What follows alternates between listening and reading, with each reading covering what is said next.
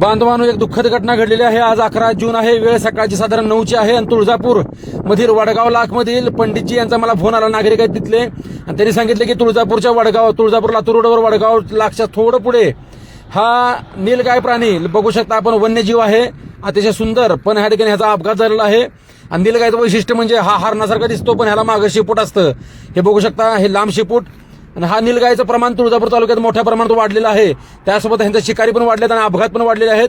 हे बघू शकता, पायाला जबर जखम झालेली आहे, तोंडाला मार लागलेला आहे. आणि तुळजापूर लातूर रोडवर वडगाव लाखच्या बरोबर समोर हा दुर्दैवी अपघात झालेला आहे आणि निष्पाप नीलगायचा अंत झालेला आहे. आपण तात्काळ फॉरेस्ट ऑफिसर पाटील साहेबांना कळवलं आणि त्यांनी सांगितलं की ह्याची या ठिकाणी विल्हेवाट लावण्यात येईल. आणि मित्रांनो बघू शकता, पण मित्रांनो, तुळजापूर तालुक्यात वन्यजीवांची शिकार म्हणा किंवा अशा प्रकार होऊ नयेत ह्यासाठी ह्या ठिकाणी लोकसेवा फाउंडेशनचा प्रामाणिक प्रयत्न आहे. बिबट्या असो, वाघ असो, साळेंदर असो, उंदीर असो, वाघ, कोल्हे, लांडगे काही असो, लोकसेवा फाउंडेशनला नागरिकांचा फोन येतो, सहकार्य करतात. त्यासोबतच आपण प्रशासनाला तात्काळ कळवतो, प्रशासनही सहकार्य करतं. आणि मित्रांनो, अशा अनुषंगानं निष्पाप जीवांना न्याय देण्याचा प्रयत्न करूया. आज नीलगायचा ह्या ठिकाणी दुर्दैवी अंत झालेला आहे.